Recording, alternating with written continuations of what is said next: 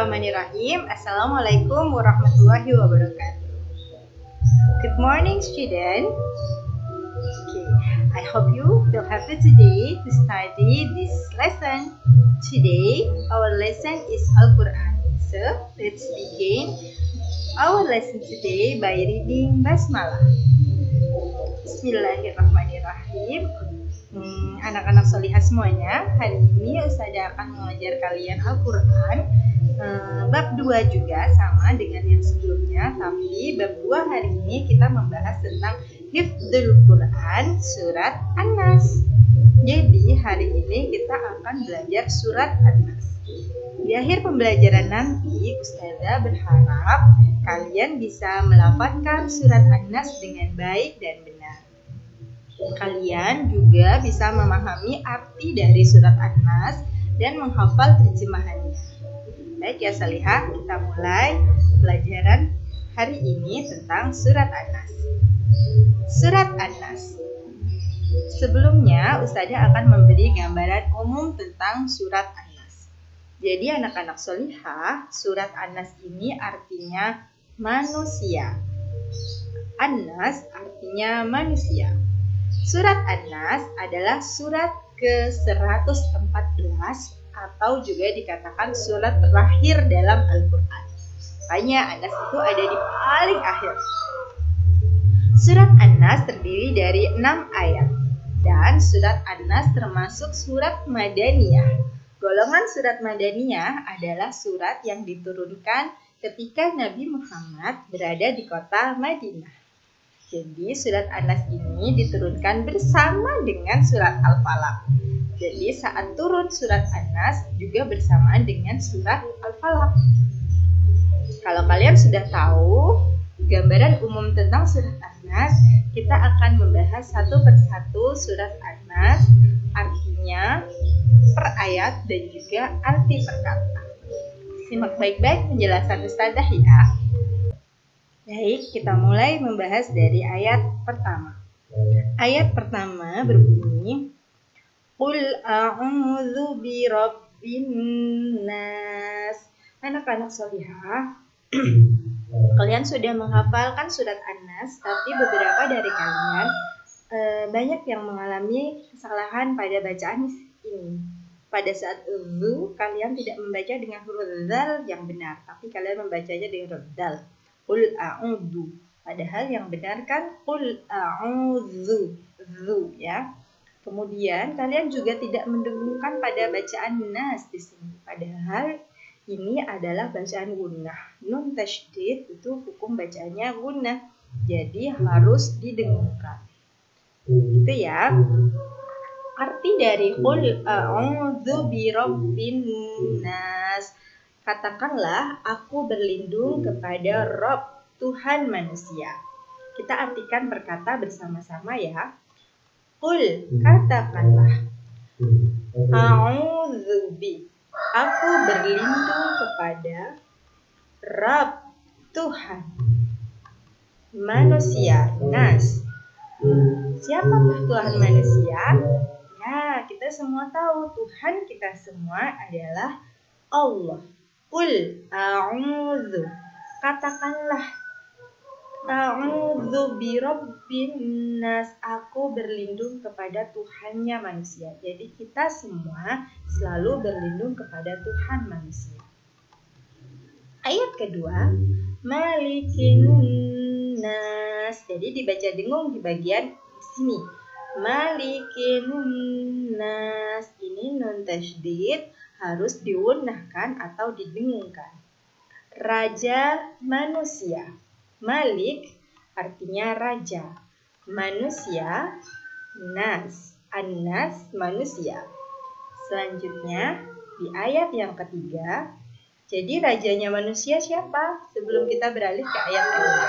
Ya, Tuhan manusia, raja manusia itu adalah Allah. Dan ayat ketiga, ilahin nas. Sesembahan manusia. Ilahi sesembahan, an-nas manusia. Jadi kita berlindung kepada Allah yang merupakan Tuhan manusia, Robnya manusia, Raja manusia, dan juga sesembahan manusia. Bisa dipahami ya sampai dengan ayat ketiga. Kita lanjut kepada ayat keempat. Mil, dengungkan yang di sini. Nun sukun bertemu dengan huruf shin, ini hukum bacaannya ikhfa. Jadi didengungkan dan dimasukkan. Min syarril waswasil khannas. Artinya dari kejahatan bisikan setan yang biasa bersembunyi. Min syarri, dari kejahatan. Siapa yang jahat? Apa yang jahat? Waswasi, bisikan. Al-khannas, yaitu setan yang biasa bersembunyi. Setan biasa bersembunyi. Bersembunyi di mana? Ternyata setan itu biasa bersembunyi di dalam dada manusia, di dalam hati manusia. Jadi di setiap diri kita ada setan yang bersembunyi di dalam hati kita, yang bersembunyi di dalam dada kita. Penjelasannya kita lanjutkan di ayat yang kelima. Ayat kelima berbunyi, Alladzi yuwaswisu fi Ayat kelima, Alladzi yuwaswisu fi sudurin nas.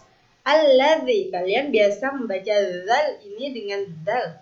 Jadi dibedakan ya antara zal dengan dal. Zal dengan dal. Alladzi. Alladzi yuwaswisu fi sudurin nas. Artinya yang membisikkan kejahatan ke dalam dada manusia. Jadi alladzi yuwaswisu, yang membisikkan kejahatan. Siapa yang membisikkan? Ya, setan yang membisikkan kejahatan, kejelekan, keburukan. Jadi semua kejahatan, kejelekan, keburukan dibisikkan oleh setan kemana? Fi suduri, ke dalam dada, ke dalam hati. Sama setan itu dibisikkan ke dalam dadanya siapa? Ke dalam dadanya annas, manusia. Jadi setan itu memang sengaja bersembunyi di dalam dadanya kalian supaya dekat, supaya lebih cepat nyampe, supaya lebih cepat menggoda kamu. Jadi setan memang tidak membisiki telinga, tapi membisiki dada agar lebih cepat terdengar oleh kamu. Jadi kamu merasa yang berbuat kejelekan itu dari pikiran kamu, dari hati kamu. Padahal itu adalah godaan setan. Jadi kalau kalian ingin melakukan keburukan, rasanya itu kayak dari dalam hati, kayak dari perasaannya pengen berbuat keburukan. Padahal itu sebenarnya adalah godaannya setan. Jadi setan itu memang dekat menggodanya dari dalam hati agar kamu cepat tergoda. Jadi kamu harus kuat, harus bisa melawan godaan-godaan setan tersebut. Ya. Kita lanjut di ayat yang ke-6. Minal jinnati wan nas. Nah, di ayat ini juga ada dua bacaan gunnah, yaitu di sini nun tasydid dan di akhir di sini nun tasydid. Jadi dua ini harus kalian dengungkan saat membaca. Minal jinnati wan nas. Ayat ini artinya dari golongan jin dan manusia. Jadi yang menggoda itu tidak hanya minal jin, dari golongan jin. Yang mengajak kepada kejelekan tidak hanya dari golongan jin. Ternyata ada juga annas, dari golongan manusia. Jadi ada juga golongan manusia yang suka mengajak pada kejelekan. Kamu termasuk manusia yang suka mengajak pada kejelekan enggak? Semoga tidak ya. Jadi anak-anak solihah yang mengajak kepada kejelekan itu bisa al-jin, golongan jin, bisa juga annas, golongan manusia yang suka mengajak kejelekan. Jadi kita harus meminta perlindungan kepada Allah, Raja manusia, Tuhan manusia, dan sesembahan manusia. Dari apa? Dari godaan setan yang berupa dari golongan jin dan juga dari godaan manusia.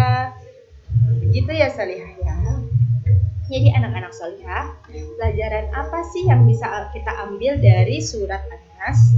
Pelajaran yang bisa kita ambil dari surat An-Nas yang pertama, mintalah pertolongan hanya kepada Allah. Benar.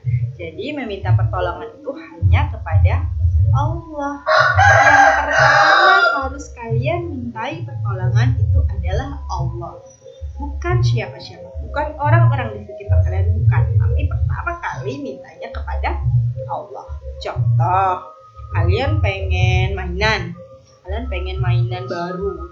Yang pertama kalian minta itu bukan ke papa, bukan ke mama langsung, bukan, tapi doa dulu sama Allah. Ya Allah, aku pengen mainan baru, yang begini, minta sama Allah.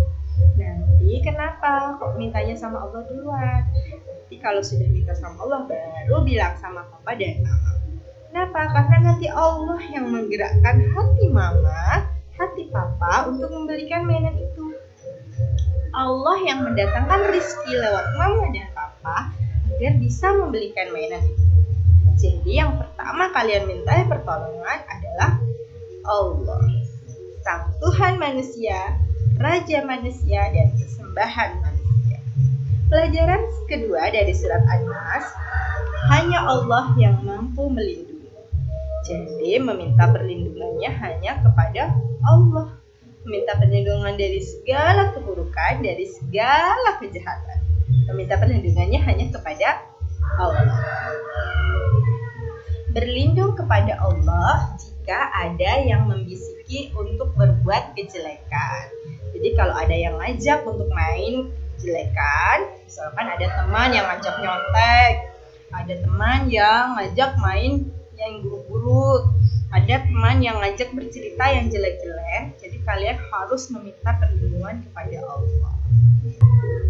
Atau kalian pergi ke tempat yang menakutkan, yang menyeramkan, nah, itu minta perlindungannya juga kepada Allah. Jadi mulai sekarang jangan ada yang takut setan ya, takut pocong, takut kuntilanak, tidak ada. Setan itu yang benar adalah menggoda di dalam dada manusia, bukan nakut-nakutin ya. Jadi menggoda di dalam dada manusia, itu dia setan yang sebenarnya. Oke, Solihah. Nah, kalau sudah, Ustazah mau tanya nih sama kalian. Siapa yang kalau belajar suka ngantuk? Siapa yo yang suka belajarnya ngantuk? Nah, kalau suruh belajar sama mama malah pengen makan. Disuruh belajar malah pengen minum. Lagi disuruh belajar, di tengah-tengah belajar pengen tidur, pengen ngantuk. Nah, itu semua sebenarnya adalah godaannya setan. Itu setan yang menggoda dalam hatimu. Udah ngantuk aja, tidur. Giliran disuruh tidur sama mama malah seger.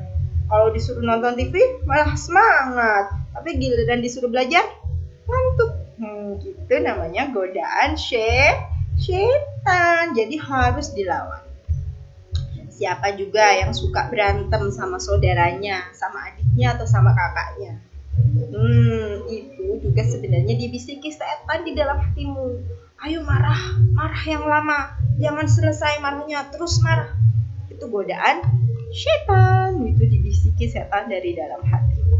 Siapa yang suka sombong? Karena dia dapat 100 jadi pengen pamer sama teman-temannya. Aku dapat nilai 100 loh. Nah, itu sebenarnya godaan setan ya. Siapa juga yang males sholat? Ketika disuruh sholat sama mama, iya ma tunggu. Adik ayo sholat, iya ma tunggu. Kalau sponsor, kalau iklan baru mau sholat. Atau kamu mau sholat, tapi bacaan sholatnya nggak baca. Siapa yo? Itu ditemenin sama setan, digoda sama setan dari dalam hatinya. Sudah, jangan baca, katanya setan. Terus kamu mau ikut setan? Jangan ya. Siapa juga yang kalau bicara sama orang tua suka membentak, suka keras-keras suaranya, suka nyaring-nyaring, suka marah-marah sama orang tua? Siapa yo? No, godaan syaitan anak-anak solihah. Jadi kalau kalian dapat godaan-godaan ini, kalian harus lawan, kalian harus kalahkan syaitan yang menggoda. Kalian harus menang. Jangan biarkan hati kalian dikuasai sama syaitan. Jangan biarkan yang jelek-jelek menguasai hati kalian. Jadi lawan. Cara melawannya bagaimana? Cara melawannya adalah kalian bisa membaca ta'awudz. A'udzubillahi minasyaitonirrajim. Atau membaca surat An-Nas. Bisa. Atau kalian berwudu kalau memang sudah tidak bisa melawan setan. Insya Allah setannya hempas. Kalah semuanya, kalian menang melawan setan. Begitu ya anak-anak salihah. Saya harap kalian bisa melawan kejelekan-kejelekan yang ini atau kejelekan-kejelekan yang lain yang tidak usah dicontohkan di sini.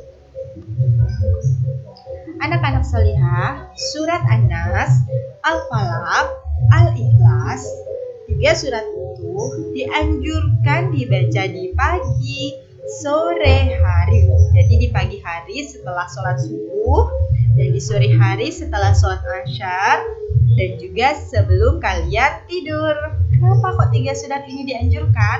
Agar kalian terlindungi dari godaan syaitan sepanjang hari.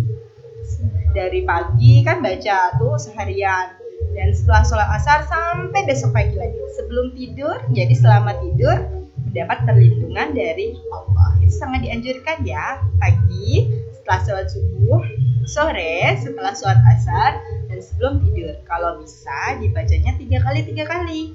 An-Nas 3 kali, Al-Falaq 3 kali, Al-Ikhlas 3 kali. Bagus sekali. Insya Allah kalau kalian sudah melakukan ini, kalian selalu dilindungi Allah dari perbuatan-perbuatan jelek, dari godaan-godaan syaitan yang berupa jin atau manusia. Nah, insya Allah kalian selalu berbuat kebaikan. Amin. Amalkan ya. Dan juga selain itu, jika kalian melewati tempat-tempat yang dirasa membutuhkan perlindungan Allah, boleh maksud Ustazah, mungkin menurut kalian kuburan menakutkan, boleh membaca. Atau tidak hanya kuburan, misalkan kalian diajak mama ke toko mainan, kan banyak tuh mainan di situ. Kalian pengen semuanya, wah itu juga godaan syaitan itu. Kalian membutuhkan perlindungan Allah.